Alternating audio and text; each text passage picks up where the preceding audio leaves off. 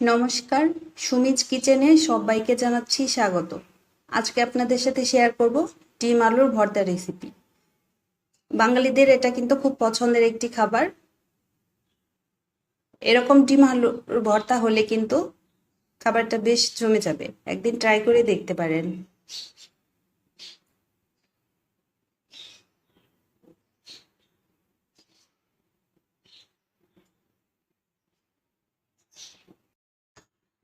একটি পাত্রে দিয়ে দিতে হবে পরিমাণ মতো সরিষার তেল।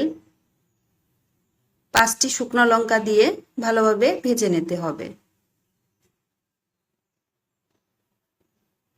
ভাজা হয়ে গেলে নামিয়ে দিয়ে দিতে হবে রসুন। আমি এখানে ছোট সাইজের রসুনের কোয়া নিয়েছি 7 থেকে 8টি। আপনারা বড় হলে 3টি দিতে পারেন। রসুনটা ভাজা হয়ে গেলে দিয়ে দিচ্ছি হাফ কাপের মতো পেঁয়াজ কুচি।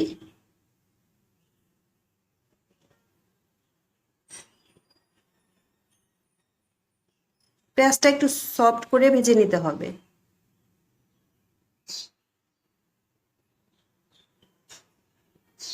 পেঁয়াজটা যখন এ পর্যায়ে আসবে তখন নামিয়ে ফেলতে হবে।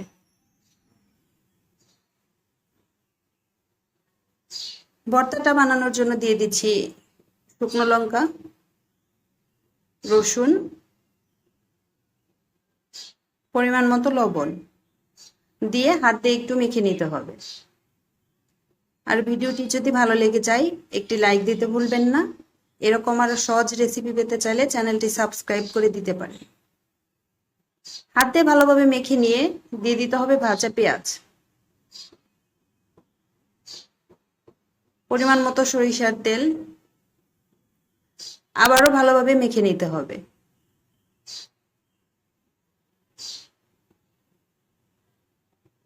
এখানে আমি আজকে 2টি ডিম আর 2টি মাঝারি সাইজের আলু দিয়ে ভর্তাটা করে নেব। আপনারা চাইলে বাড়িয়ে বা কমিয়ে দিতে পারেন। ডিম আর আলু হাত দিয়ে একটু ম্যাশ করে নেব। খুব বেশি ম্যাশ করব না, একটু যাতে আস্তে আস্তে থাকে ওই লেভেলে করে নেব। ডিম আর আলু কিন্তু আমি হাত দিয়ে ম্যাশ করে নিয়েছি। এখন এখানে দিয়ে দিচ্ছি পরিমাণ মতো কাঁচা লঙ্কা কুচি। আপনারা ঝালটা যার যার পছন্দ মতো দিবেন। আর দিয়ে দিচ্ছি ধনেপাতা কুচি। এখন ভালোভাবে হাত দিয়ে মেখে নিলেই কিন্তু ভর্তাটা একদম রেডি খাওয়ার জন্য।